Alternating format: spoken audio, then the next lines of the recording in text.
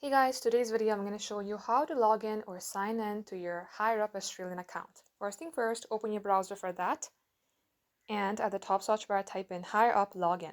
You will see hireup.com.au, and this is their official website, so go ahead and open that first link that you see in your search page. As you do that, you will get to a page like this. Select login to get logged into your account. Wait for this page to be loaded, and here you have to enter your credentials. That is your email address and password. So make sure that you are typing your email address and password correctly. Once done, select login.